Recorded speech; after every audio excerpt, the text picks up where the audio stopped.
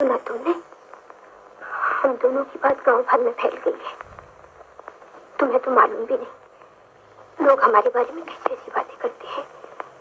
वो कहते हैं कि मुझे तुमसे और तुम्हें नैन मिले चैन कहाँ, दिल है वहीं तू है जहाँ, ये क्या किया सैया सांवरे, तूने ये क्या किया सैया सांवरे।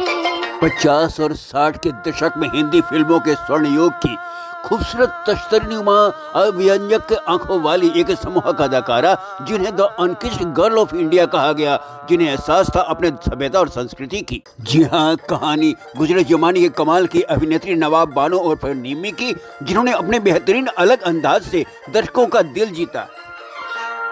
पैदाइशी 18 फरवरी 1932 को उत्तर प्रदेश के आगरा के एक मुस्लिम परिवार में दादा ने नाम रखा नवाब तो दादी ने बानो जोड़ दिया। वालिद अब्दुल हकीम ब्रिटिश सेना में ठेकेदार थे। वालदा वहीदन एक तवायफ गायिका और अदाकारा थी। वालिद ने दूसरा निकाह कर लिया और उस परिवार के साथ मेरठ में रहने लगे थे। नवाब बानो जब महज 11 साल की थी, वालदा का इंतकाल हो गया और तब नानी जो रावलपिंडी के पास इब्ताबाद में रहती थी ने परवरिश की जवाबदेही ले ली। 1947 में जब मुल्क का बंटवारा हो गया, शरणार्थियों की भीड़ में नानी के साथ बम्बई आ गई, जहां उनकी खाला ज्योति फिल्मों में काम करती थी। नवाब बानो की नानी के मशहूर निर्माता निर्देशक महबूब खान से अच्छे ताल्लुकात थे। एक दिन सेंट्रल स्टूडियो में उनकी फिल्म अंदाज की शूटिंग देखने नवाब बानो अपनी नानी के साथ गई हुई थी, जहां राज कपूर ने उन्हें देखा और अपनी फिल्म बरसात के लिए प्रेमनाथ की प्रेमिका की भूमिका इससे शर्मीली अदाकारा को सौंप दी। नाम दिया निम्मी। नरगिस से राज कपूर और प्रेमनाथ जैसे दिग्गज सितारों की मौजूदगी के बावजूद निम्मी ने एक मासूम पहाड़ी गरेडियन का किरदार बखूबी निभाया। सन 1949 के फिल्म बरसात की कामयाबी ने निम्मी के चाहने वालों को रातों रात बेकरार कर दिया।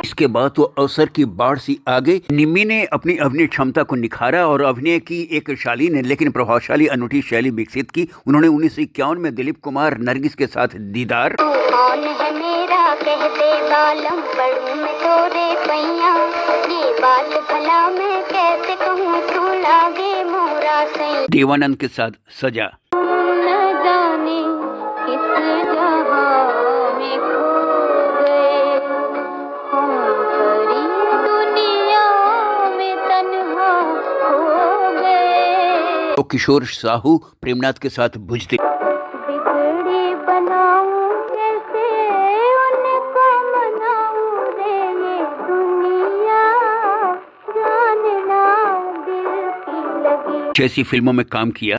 इसी वर्ष फिल्म बेदर्दी में अभिनय के साथ अपने स्वर में गीत भी गाया। अगले साल दिलीप कुमार के साथ दाग, आहे को देर लगाई रे आई ना अब तक बाल मां, हमने तो जान गंवाई रे आई ना अब तक बाल मां। देवानंद के साथ आंधियां, गोटे किनारी वाले कपड़े बनवाऊंगी शादी के लिए,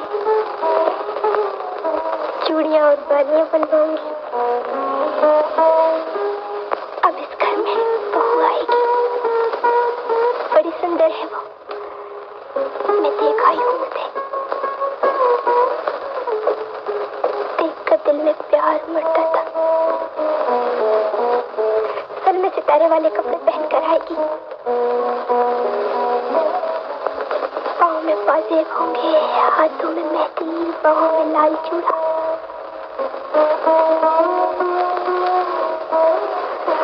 और जब इस दरवाजे में कदम रखेगी तो ये घर महक से भर उठेगा, शर्माती मुस्कुराती आएगी। तो दिलीप कुमार नरगिस के साथ भारत की पहली रंगीन फिल्म आन में अभिनय किया। मेरे मन में सखी बांसुरी बजाए कोई, प्यार भरे गीत सखी बार बार गाए कोई, बांसुरी बजाए। कहते हैं लंदन में इस फिल्म के प्रीमियर के दौरान एरल लेस्ली थॉमसन फ्लिन ने निम्मी के हाथों को चूमना चाहा था, मगर एक्ट्रेस ने ऐसा नहीं होने दिया और न्यूज़पेपर में हेडलाइन छपी, द अनकिस्ड गर्ल ऑफ इंडिया। उन्हें हॉलीवुड फिल्मों के ऑफर भी मिले, मगर इनकार कर दिए उन्होंने।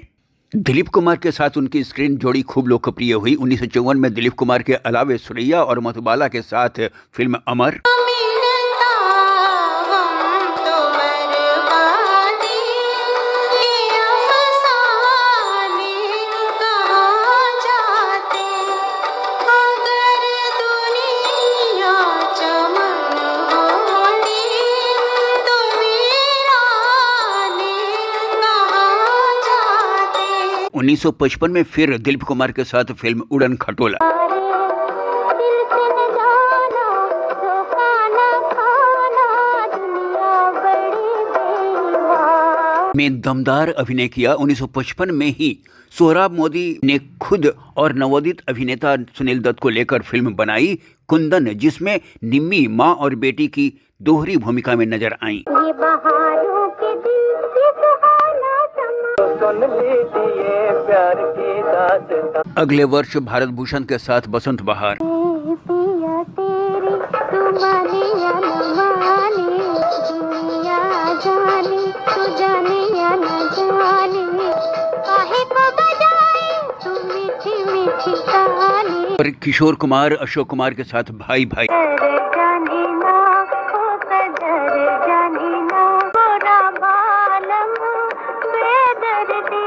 के साथ दो बड़ी सफलताएं मिली। फिल्म भाई भाई में उनकी भूमिका के लिए सर्वश्रेष्ठ अभिनेत्री का समीक्षक पुरस्कार मिला। 1950 के दशक के उत्तरार्ध में निम्मी ने प्रसिद्ध निर्देशकों चेतन आनंद के साथ फिल्म अंजलि, विजय भट्ट के साथ फिल्म अंगुली माल, आज की ये रात मंजिल फिर ना आए कल, ढल रही चंदा धीरे धीरे ढल। और के अब्बास के साथ फिल्म चार दिल चार राहें इंतजार और अभी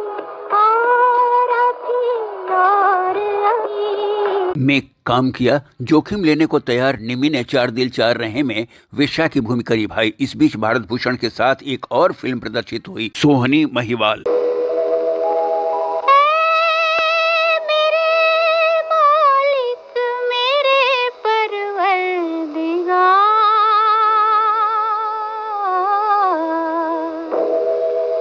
सुन मेरे टूटे हुए दिल की पुकार। 60 के दशक में सुरैया के साथ शमा, धड़कते दिल की तमन्ना हो, मेरा प्यार हो तुम, मुझे करार नहीं जब से बेकरार हो तुम। धर्मेंद्र माला सिन्हा के साथ पूजा के फूल, मालिक ने तो खुश होके तुझे आज दुआ दी, कांटों से उठाकर तुझे फूलों में बिठाया।